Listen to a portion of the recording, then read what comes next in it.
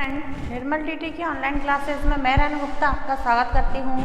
आज अधिगम के लिए आकलन के अंतर्गत मैं आपके सामने लेकर उपस्थित हूँ गृह कार्य, जिसे हम बोल सकते हैं असाइनमेंट। अब गृह कार्य के विषय में आप शब्दार्थ तो जानते ही हैं कि गृह कार्य क्या होता है। गृह कार्य हर विद्यालय में जिसे हम बोल सकते हैं होमवर्क, दिया जाने वाला असाइनमेंट।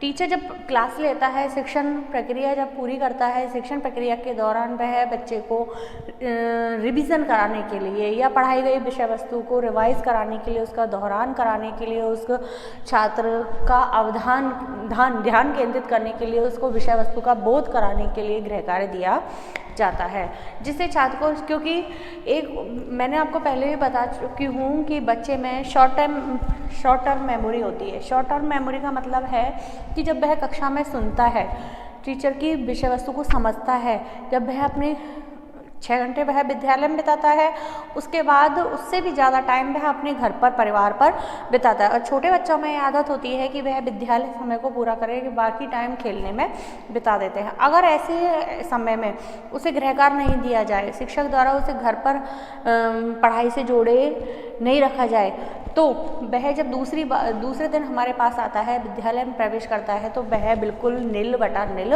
हो जाता है। यानी पिछले दिन क्या पढ़ाया था, पहले दिन क्या पढ़ाया था, ये उसको बिल्कुल भी याद नहीं रह पाता, क्योंकि बच्चे की मेमोरी शॉर्ट टर्म मेमोरी होती है। हर चीज़ के लिए, हर चीज़ को स्थायी रूप प्रदान करने के लिए उसका दौरान बहुत ज़रूरी होता है, और जो कक्षा में पढ़ाया गया है उसे मजबूती देने के लिए, उसे बालक को ग्रहण कराने के लिए भी गृह कार्य देना आवश्यक होता है। अमूमन हर विद्यालय में गृह कार्य देने की प्रथा प्रचलित है। प्राचीन काल से ही चली आ रही है कि गृह कार्य बच्चे को दिया जाना चाहिए, होमवर्क दिया जाना चाहिए, जिससे बच्चे को वह शिक्षण से बाकायदा जुड़ा रहे, उसे जो पढ़ाया गया है उस पर उसका ध्यान केंद्रित हो, वह उसे याद करने की कोशिश कर सके। एक से दूसरी बार जब वह उसे रिपीट करेगा तो वह उसे अब ऑटोमेटिक याद हो जाएगा, उसे रटना नहीं पड़ेगा। तो विद्यालय में गृह कार्य देने की प्रथा बहुत टाइम से है। छात्रों को उनके अध्ययन विषयों से संबंधित गृह कार्य उनके टीचर्स के द्वारा दे दिए जाते हैं, लेकिन बात आती है कि गृह कार्य देना चाहिए या गृह कार्य नहीं देना चाहिए। अधिकतर गृह कार्य पाठ्य पुस्तकों पर आधारित होते हैं, लेकिन शिक्षा शास्त्रियों का मत ये कहता है कि गृह कार्य पाठ्य पुस्तकों पर आधारित न होकर छात्र की मौलिकता पर आधारित होना चाहिए। छात्र को उससे क्रिएटिव बनाने की सीख मिलनी चाहिए। यानी आपके द्वारा जो होमवर्क दिया जा रहा है वह ऐसा होना चाहिए जो छात्र को कुछ नया सीखने के लिए प्रेरित कर सके, छात्र उसको जिज्ञासु होकर उसे संपन्न कर पाएँ। क्योंकि अमूमन ये देखा जाता है कि विद्यालय में बच्चा आ रहा है माँ बाप के डर से, और जब यहाँ से होमवर्क दिया जाता है तो वह उसे कंप्लीट करके नहीं लाता है। जनरल तौर पर बच्चे गृह कार्य ना करके लाने के बहाने ढूंढते रहते हैं कि मैं बीमार हो गया, मेरी माँ बीमार हो गई, मैं मार्केट चला गया, हमारे घर गेस्ट आ गए, लाइट नहीं आई, या कुछ है। बहुत सारे ऐसे बहाने वह ढूंढते रहते हैं गृह कार्य ना करने के। ऐसी टाइम में ऐसे बहानों को देखते हुए टीचर को चाहिए कि वह बच्चे को ऐसा गृह कार्य दे जिससे कि वह उसे करने के लिए ललायत रहे। यहाँ से जाते ही, विद्यालय से जाते ही वह कहे नहीं मुझे तो मेरा वर्क कंप्लीट करना है, नहीं तो देखो तो सही इसमें क्या है, मुझे क्या करना है, कैसे करना है। वह यानी उसकी उत्सुकता को बढ़ाने वाला होना चाहिए गृह कार्य, उसकी मौलिकता को डेवलप करने वाला होना चाहिए गृह कार्य। तो यही बात है। गृह कार्य देने के संबंध में शिक्षा शास्त्रियों का मत एक से ऐसा नहीं है। शिक्षा शास्त्रियों का यह तर्क है कि गृह बालकों के मस्तिष्क पर अधिक भार, कुछ शिक्षा शास्त्री कहते हैं कि गृह कार्य जो दिया जाता है वह बालकों पर अतिरिक्त भार डालने के लिए दिया जाता है, और कुछ शिक्षा शास्त्री ये कहते हैं कि गृह कार्य बच्चे को दिया जाना चाहिए। यानी दो मत हो गए, बच्चे को गृह कार्य दिया जाना चाहिए या बच्चे को गृह कार्य नहीं दिया जाना चाहिए। जबकि हम सोचते हैं, कई पेरेंट्स ये कहते हैं, पेरेंट्स के भी दो मत हैं इसमें। कई पेरेंट्स कहते हैं कि बच्चे को गृह कार्य दिया जाना चाहिए, जिससे क्या होता है कि वह घर में भी थोड़ा बहुत किताब उठा के देख सके, वह शैतानी नहीं करे, उसका टोटल टाइम खेलने में बर्बाद नहीं हो। और कुछ पेरेंट्स ऐसे कहते हैं कि नहीं हमारा बच्चा खूब है, विद्यालय में पढ़ने आता है, यही सफिशिएंट है, उसे गृह कार्य की आवश्यकता नहीं है, बच्चे को अनावश्यक होमवर्क नहीं दिया जाना चाहिए। तो क्योंकि छात्रों को जब कुछ छात्र ऐसे होते हैं जिनकी कैपेसिटी इतनी होती है कि वह विद्यालय में आते हैं, खेलते कूदते हैं, पढ़ते हैं, तो उनको शारीरिक और मानसिक थकान होती है। ऐसे में जब उन्हें अनावश्यक बहुत ज़्यादा गृह कार्य दे दिया जाता है तो वह घर पर कंफर्टेबल फील नहीं कर पाते और टेंशन में आ जाते हैं, डिप्रेशन का शिकार होने लगते हैं, चिड़चिड़े हो जाते हैं, क्योंकि उनकी इच्छा के अकॉर्डिंग कार्य नहीं हो पाता है, वह उसे पूरा नहीं कर पाते और पूरा नहीं कर पाते तो दूसरे दिन कक्षा में जाके क्या होगा, पनिशमेंट मिलेगा, इंसल्ट की जाएगी।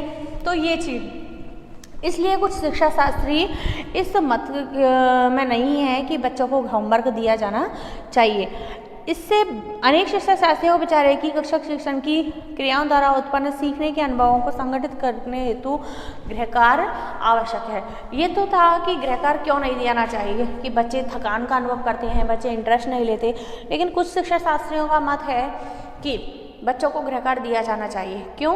क्योंकि कक्षा शिक्षण को संगठित रूप प्रदान करने के लिए, उसे स्थायी रूप प्रदान करने के लिए बालक को होमवर्क दिया जाना चाहिए। जरूरी नहीं है कि कक्षा में जो पढ़ाया गया है वो बच्चे ने 100% ग्रहण कर लिया हो या उसे याद हो गया हो।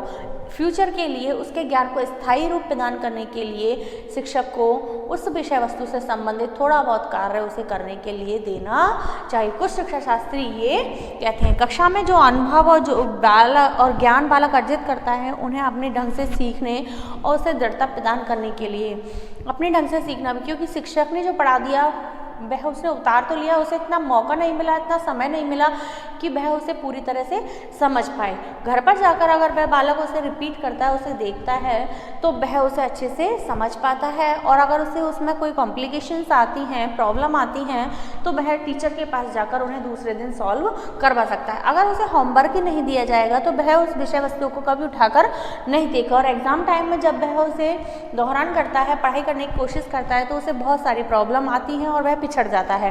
तो कई गृह कार्य के देने के और ना देने के कई फायदे भी हैं और तो नुकसान भी हैं। तो जनरल रूप में तो बात ये है, अगर हम सार्वजनिक मत के रूप में कहें तो बच्चे को इतना ज़्यादा भी होमवर्क नहीं देना चाहिए कि वह अपने डिप्रेशन में आ जाए, अपने खेलने कूदने के लिए समय नहीं निकाल पाए, अपने परिवार के लोगों से मिलने के लिए, बैठने के लिए, बात करने के लिए समय नहीं निकाल पाए, उसकी दैनिक दिनचर्या डिस्टर्ब हो जाए। जबकि यानी उसको जो होमवर्क दिया जाना चाहिए वह इतना दे दिया जाए कि विषय वस्तु का सार वह समझ में उसके आ जाए और वह होमवर्क भी कंप्लीट कर पाए। तो अब ये तो मैंने आपको जनरल दृष्टि से बता दिया। आज शिक्षा के क्षेत्र में शिक्षा तकनीकी का अधिक प्रभाव है दृष्टि से गृह कार्य का महत्व बदल गया है। गृह कार्य को सीखने अनुभवों का एक साधन माना जाता है, यानी कि जो परंपरागत दृष्टिकोण है कि बच्चे को होमवर्क देना वह बदल गया है। गृह कार्य देने का उद्देश्य बदल गया है। गृह कार्य का उद्देश्य हो गया है नए अनुभवों को सीखना, बच्चे को अपनी गति से आगे बढ़ने देना। अपनी गति से सीखने के लिए उसे गृह कार्य देने की आवश्यकता होती है। अब गृह कार्य का अर्थ और परिभाषा, मीनिंग एंड डेफिनेशन। गृह कार्य का अर्थ और परिभाषा।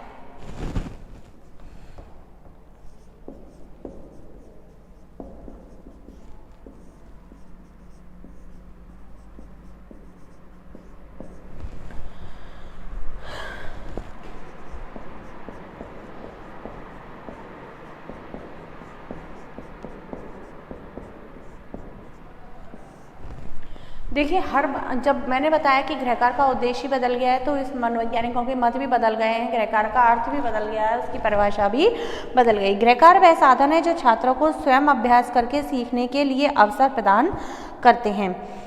स्वयं अभ्यास, गृह कार्य वह साधन है। देखिए अर्थ क्या कह सकते हैं इसका हम,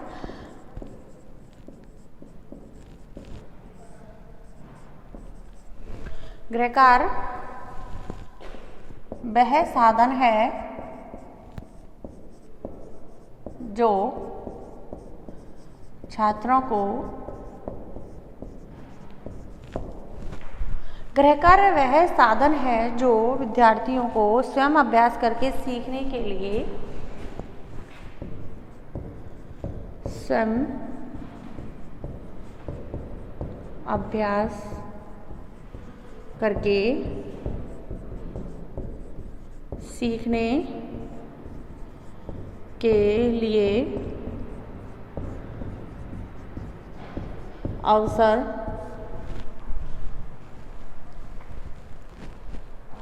प्रदान करता है।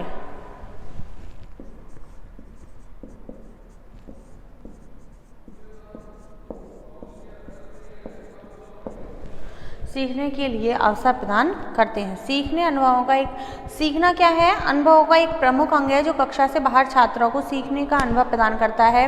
देखिए, गृह कार्य वह साधन है जो कि छात्रों को स्वयं अभ्यास करके सीखने के लिए अवसर प्रदान करते हैं। मैंने कहा कि कक्षा में बालक सामूहिक रूप से अध्ययन करता है। वह शिक्षक प्रत्येक छात्र पर उतना ध्यान कक्षा में नहीं दे पाता, क्योंकि उसके पास समय सीमा होती है, सभी छात्रों को उसे समान समझना है। तो कई बार झिझक के कारण, संकोच के कारण कई बालक क्रॉस क्वेश्चन भी नहीं कर पाते हैं, या विषय वस्तु नहीं समझ में आई है, टीचर आगे बढ़ गया है तो वे डर के कारण भी नहीं पूछ पाते हैं। अब गृह कार्य के माध्यम से क्या होता है कि गृह कार्य जब उसे करने के लिए दिया जाता है तो वह उस बालक को उस शिक्षण सामग्री को, उस विषय वस्तु को अपनी गति से सीखने का अवसर मिल पाता है। अगर उसमें कोई कॉम्प्लिकेशंस आती है, कोई परेशानी आती है, तो वह अगले दिन टीचर के सामने अपनी परेशानी प्रस्तुत कर सकता है। तो इस तरह गृह कार्य एक साधन है जो उसके सीखने के अनुभवों को दृढ़ता प्रदान करता है। जो शिक्षण के उद्देश्य हैं उनको प्राप्त करने में बालक की मदद करता है। कौन? गृह कार्य। गृह कार्य शिक्षण उद्देश्य की प्राप्ति में इस प्रकार मदद करता है कि जिस उद्देश्य के कारण वह विद्यालय में आया है, वह उद्देश्य उसका गृह कार्य के माध्यम से ही सफल हो पाता है। गृह कार्य शिक्षक द्वारा उत्पन्न सुनियोजित सीखने की परिस्थिति है। गृह कार्य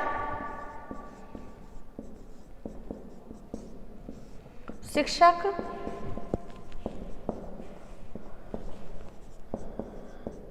द्वारा उत्पन्न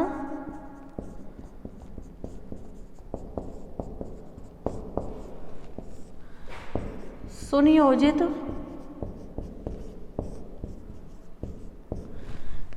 गृह कार्य शिक्षक द्वारा उत्पन्न सुनियोजित सीखने की परिस्थिति है।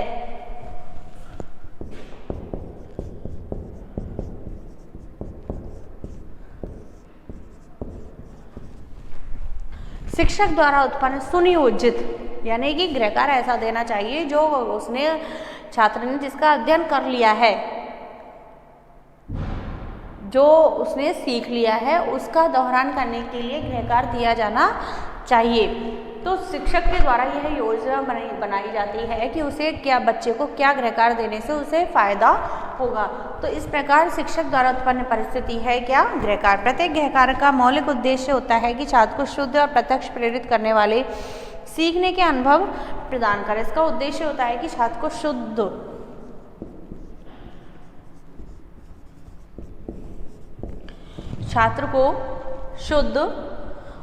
एवं प्रत्यक्ष प्रेरित करने वाले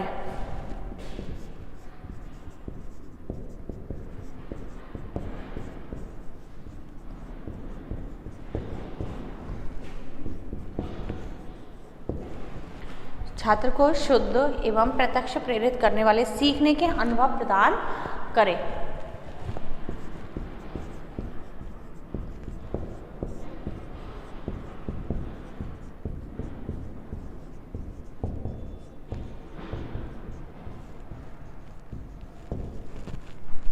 शुद्ध और प्रत्यक्ष प्रेरित करने वाले सीखने के अनुभव प्रदान करें। गृह कार्य अधिगम के आगे चलने वाली प्रक्रिया का एक महत्वपूर्ण अंग है। अधिगम के आगे चलने वाली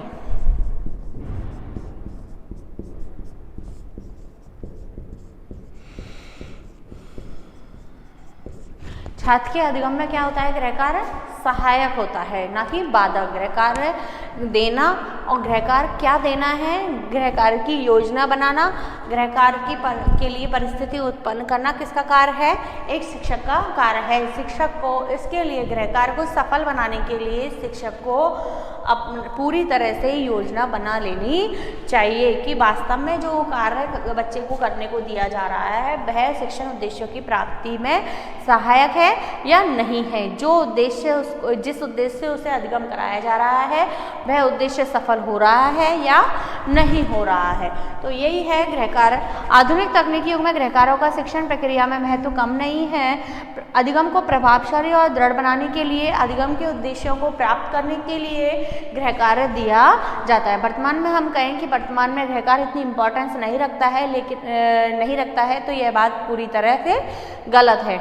बच्चे को अधिगम को प्रभावशाली बनाने के लिए, शिक्षण प्रक्रिया को प्रभावशाली बनाने के लिए, निर्धारित लक्ष्यों की प्राप्ति के लिए, उद्देश्यों की प्राप्ति के लिए गृह कार्य दिया जाना आवश्यक होता है। तो ये तो हो गई गृह कार्य के अर्थ और परिभाषा।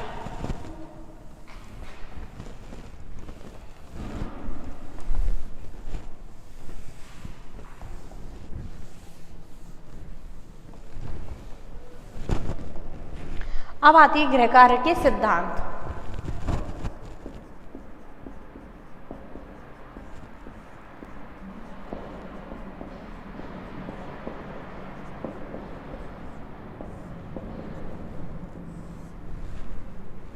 गृह कार्य के सिद्धांत।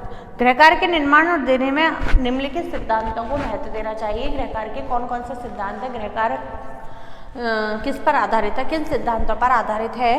पहला है उपयुक्तता का सिद्धांत। अभी मैंने आपको समझाया था कि शिक्षण के उद्देश्यों की प्राप्ति के लिए, उसको सार्थक बनाने के लिए शिक्षक द्वारा योजना बना लेनी चाहिए कि वह गृह कार्य छात्र के लिए उपयोगी है या नहीं। उपयुक्तता का सिद्धांत।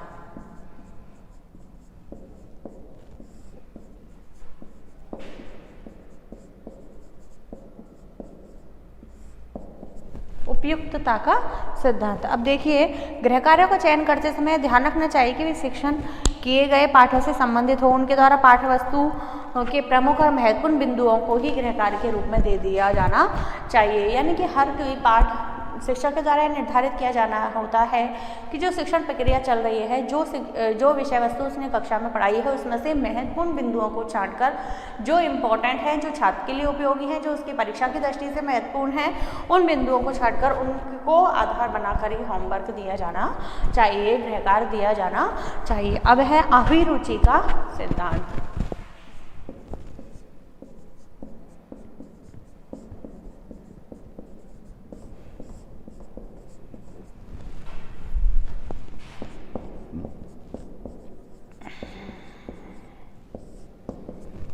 अभिरुचि का सिद्धांत। अभिरुचि का सिद्धांत क्या कहता है कि प्रिंसिपल ऑफ इंटरेस्ट। गृह कार्यों के निर्माण की उपयुक्तता के साथ साथ छात्रों की, इसमें क्या करना है, निर्माण के साथ साथ उपयुक्तता के साथ साथ छात्रों की रुचि का भी ध्यान रखना है।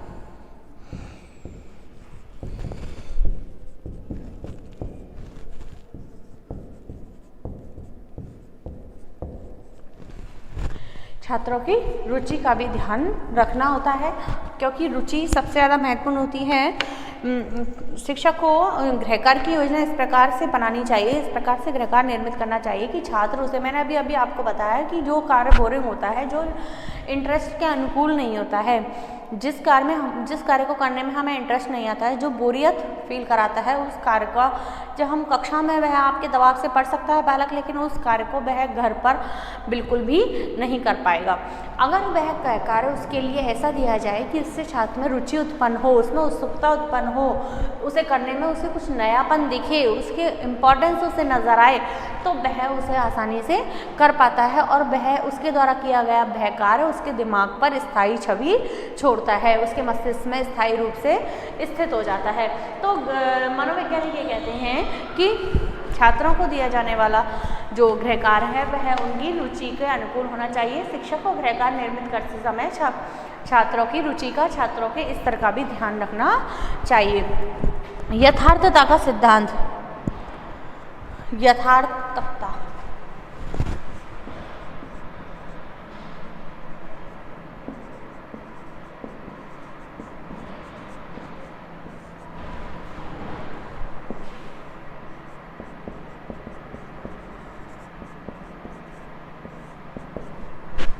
यथार्थता का सिद्धांत।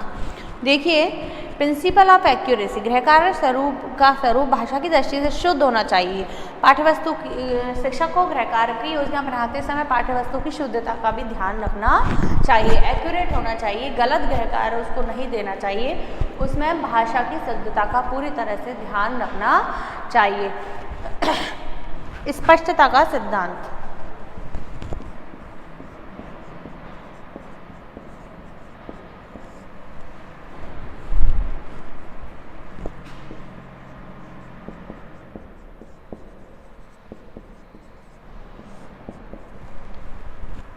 स्पष्टता का सिद्धांत, प्रिंसिपल ऑफ ल्यूडिसिटी। गृह कार्य की भाषा सरल, स्पष्ट, बोधगम्य होनी चाहिए। गृह कार्य की पाठ्यवस्तु का स्वरूप छात्रों की कठिनाई स्तर, मानसिक स्तर, विकास की अवस्था क्रम के अनुकूल होनी चाहिए। भाषा सरल और बोधगम्य होनी चाहिए। सरल, स्पष्ट भाषा, सरल, स्पष्ट और बोधगम्य होनी चाहिए।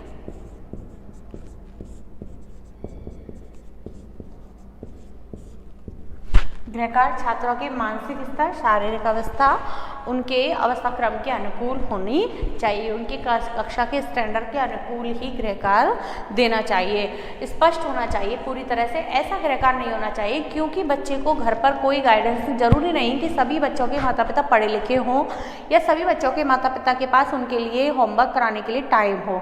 तो गृहकार्य ऐसा दिया जाना चाहिए जिसकी भाषा ऐसी हो, सरल और स्पष्ट हो और जिसका अर्थ आसानी से बच्चों के समझ में आ जाए कि हमें क्या करना है, कैसे करना है, किस प्रकार हम इस वर्क को कंप्लीट कर सकते हैं। तो गृहकार्य की भाषा ऐसी होनी चाहिए जिससे उसे बच्चे को घर पर कार्य करने में कठिनाई नहीं आए। उसकी अवस्था क्रम का इसमें बहुत ध्यान रखना चाहिए। प्राथमिकता तथा स्पष्टीकरण का सिद्धांत।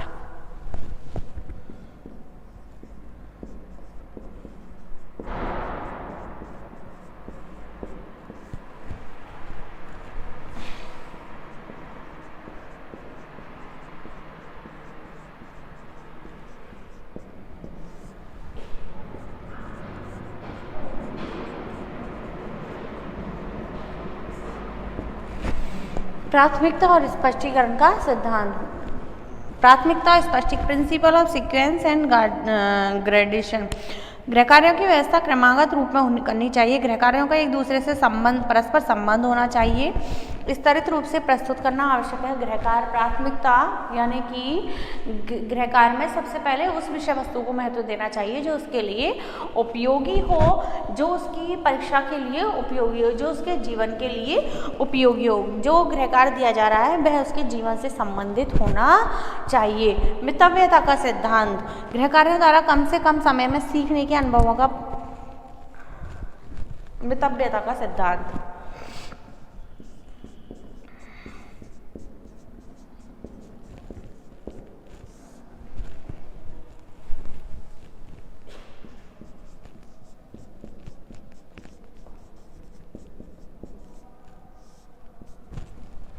मितव्यता का सिद्धांत। देखिए, गृहकार्य में आवश्यक है कि मैंने पहले भी आपको बताया कि दो मत गृहकार्य देने के पक्ष, एक मत पक्ष में है गृहकार्य देने के और एक मत विपक्ष में है। विपक्ष वाला मत ये कहता है कि बच्चों को इस विद्यालय में इतनी थकान हो जाती है शारीरिक रूप से और मानसिक रूप से कि वह घर पर कार्य करने की कैपेसिटी नहीं जुटा पाता है, उसकी क्षमता नहीं बचती है। तो मितव्यता का सिद्धांत ये कहता है गृहकार्य इतनी मात्रा में दिया जाना चाहिए कि उसमें छात्र की कम से कम समय और कम से कम शक्ति वेस्ट हो, यानी यूज हो, जिससे छात्र उसे समय पर कंप्लीट कर पाए। तो मितव्यता का सिद्धांत अगर हम ध्यान में रखते हैं तो गृहकार्य अवश्य दिया जाना चाहिए। क्यों दिया जाना चाहिए? जिससे कार्य का रिवीजन हो सके, विषय वस्तु का रिवीजन हो सके, छात्र पूरी तरह से शिक्षण प्रक्रिया से जुड़े हुए रहें। उद्देश्य का सिद्धांत।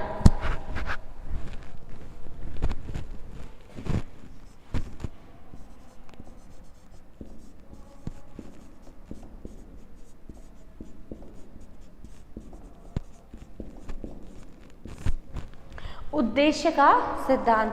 गृहकार्य देते समय शिक्षक को शिक्षण उद्देश्यों की पूर्ति का ध्यान रखना चाहिए कि जिस उद्देश्य से वह अधिगम कराना चाहता है, शिक्षण कराना चाहता है, उन उद्देश्यों की प्राप्ति इस गृहकार्य के माध्यम से हो रही है या नहीं हो पा रही है। तो उद्देश्यों के अकॉर्डिंग शिक्षण उद्देश्यों की प्राप्ति में यदि गृहकार्य सहायक है तो वह गृहकार्य देना सफल माना जाता है। अब देखिए, गृहकार्य के सिद्धांत मैंने आपको पढ़ा है। सबसे पहला है हमारा उपयुक्तता का सिद्धांत। दिया जाने वाला कार्य छात्रों के लिए उपयुक्त होना जरूरी है जिससे कि छात्र उसे आसानी से कर सके। साधारण सी बात है, ह्यूमन नेचर है कि जो काम, जो वस्तु, जो व्यक्ति, जो चीज़ हमारे काम नहीं आती है हम उसे करने का प्रयास नहीं करते हैं, हम उसे कभी हासिल नहीं कर पाते हैं। तो जब तक वह हमारी उपयोगी नहीं है तब तक हम उसे करेंगे नहीं। और छात्र की भी वही मेंटेलिटी होती है कि जब तक वह कार्य, उसके वह गृह कार्य दिया जाने वाला कार्य उसके लिए उपयोगी सिद्ध नहीं होगा, वह उसे कंप्लीट नहीं कर पाएगा, वह उसे रुचि के साथ कंप्लीट नहीं करेगा। दूसरा है हमारा अभिरुचि का सिद्धांत। अभिरुचि का सिद्धांत में यही कहता है कि गृह कार्य दिए जाने में शिक्षक को छात्रों की रुचि का, उनकी अवस्था का पूरी तरह से ध्यान रखना चाहिए। छात्रों के स्तर के अनुकूल ही होमवर्क देना चाहिए। हो सकता है हमने शिक्षण सामग्री हमने कक्षा में पूरी तरह से पढ़ा दिया है, लेकिन कुछ ऐसे सवाल हैं, कुछ ऐसे प्रश्न हैं जो बहुत कठिन है, अपने आप में बहुत जटिल हैं, जिनका उत्तर देना छात्र के लिए संभव नहीं है। तो ऐसे प्रश्नों को हमें होमवर्क में नहीं देना चाहिए। ऐसे प्रश्नों को सामूहिक रूप से हमें कक्षा में सॉल्व कराना चाहिए, जिससे कि छात्र डिप्रेशन में नहीं जाए, छात्र उसे आसानी से सीख सके। तो ऐसा गृह कार्य उसे देना चाहिए जिससे करने में उसे रुचि उत्पन्न हो सके। यथार्थकता का सिद्धांत। गृह कार्य वास्तविक भाषा की दृष्टि से पूरी तरह से शुद्ध होना चाहिए, यथार्थ रूप से शुद्ध होना चाहिए। स्पष्टता का सिद्धांत। गृह कार्य की भाषा सरल, स्पष्ट और बोधगम्य होनी चाहिए। छात्रों के आसानी से समझ में आने वाली होनी चाहिए, स्पष्ट अर्थ को व्यक्त करने वाली होनी चाहिए, क्योंकि वहाँ पर उसको गाइड करने के लिए शिक्षक नहीं होता है घर पर। तो उसे ऐसा नहीं होना चाहिए कि उसे गृह कार्य को कंप्लीट करने में प्रॉब्लम आए। अगर प्रॉब्लम आएगी तो वह गृह कार्य को कंप्लीट नहीं कर पाएगा। अगला है प्राथमिकता तथा स्पष्टीकरण का सिद्धांत। शिक्षक को चाहिए कि वह उसके लिए महत्वपूर्ण है, सबसे ज़्यादा महत्वपूर्ण है, उस गृह कार्य को, उस वर्क को वह गृह कार्य के रूप में प्रदान करें। प्राथमिकता उसको उसी कार्य को देनी चाहिए जो छात्र के लिए उपयोगी हो, जो छात्र के जीवन से संबंधित हो। यही जिनकी भाषा पूरी तरह से स्पष्ट, जो अपने आप में स्पष्ट घोषणा करते हों, ऐसे वर्ग को छात्रों के लिए करने के लिए दिया जाना चाहिए। अगला है मितव्यता का सिद्धांत। छात्रों को दिया जाने वाला कार्य यानी कम ऐसा होना चाहिए जिसमें छात्र का कम से कम समय यूज़ हो और कम से कम शक्ति यूज़ हो, क्योंकि छात्र विद्यालय में पढ़ाई करके इतना थक जाता है शारीरिक रूप से और मानसिक रूप से कि वह घर पर कार्य करने की कैपेसिटी में नहीं होता है। हमारा उद्देश्य केवल यह है कि जो विद्यालय में पढ़ाया गया है उसे छात्र घर पर एक बार रिवाइज कर सके।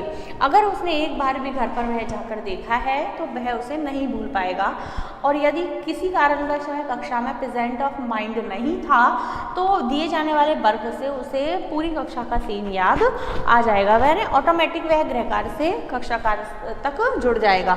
लेकिन अगर हमने गृह कार्य इतना दे दिया है कि उसकी छात्र की कैपेसिटी ही नहीं है, उसके पास टाइम ही नहीं है 4-4, 6-6 घंटे होमवर्क करने का, तो वह उसे नहीं कर पाएगा। और यदि वह करता है तो वह डेली की डेली ऐसा कार्य नहीं कर पाएगा और थकान महसूस करेगा तो वह बीमार पड़ेगा और उसकी शिक्षण प्रक्रिया बीच में ही रुक जाएगी। अगला है उद्देश्य का सिद्धांत।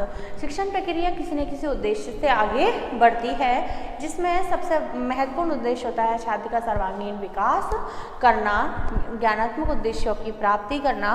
तो उन उद्देश्यों की प्राप्ति के अकॉर्डिंग हमें गृह कार्य देना चाहिए। तो ये थे गृह कार्य के सिद्धांत। गृह कार्य का अर्थ और परिभाषा मैंने आपको बता दी। अलग अलग मनोवैज्ञानिक अलग अलग रूप से गृह कार्य को परिभाषित करते हैं कि गृह कार्य का सबसे महत्वपूर्ण कार्य है छात्र के सीखने के अनुभवों को दृढ़ता प्रदान करना। छात्र ने जो अधिगम किया है, जो लर्न किया है, जो सीखा है, जो शिक्षक और छात्र प्रक्रिया कक्षा में संपन्न हुई है, उसे स्थायी रूप प्रदान करने के लिए गृह कार्य की आवश्यकता होती है, गृह कार्य दिया जाना चाहिए। जबकि जो विपक्ष में जो मत था वह ये कहता है कि छात्र को गृह कार्य नहीं देना चाहिए, क्योंकि छात्र में इतनी कैपेसिटी नहीं होती है कि 8 से 9 घंटे यानी 6 से 6 घंटे तो अमूमन क्लासेस के होते हैं और आने जाने का जो रूटीन उसका बैठता है 8 से 10 घंटे वह इस प्रोसेस में बिताता है, तो उसके बाद वह इससे जुड़ पाएगा। कई पेरेंट्स भी इसके विपक्ष में हैं कि हमारे बच्चों को गृह कार्य नहीं देना चाहिए, यह अनावश्यक भार के रूप में होता है छात्र के लिए गृह कार्य। जबकि जो मैं ये मानती हूँ या हमारे मनोवैज्ञानिक ये मानते हैं कि गृह कार्य देना बहुत ज़रूरी होता है, लेकिन अगर हम इन सिद्धांतों को फॉलो करें, इन सिद्धांतों के अकॉर्डिंग गृह कार्य दें तो छात्र को गृह कार्य करने में कोई परेशानी नहीं होगी। यह इस प्रकार से दिया जाने वाला गृह कार्य उसके अधिगम में स्थायी रूप प्रदान करेगा, उसके अधिगम को अधिक प्रभावशाली बनाएगा। आगे हम कल पढ़ेंगे। धन्यवाद।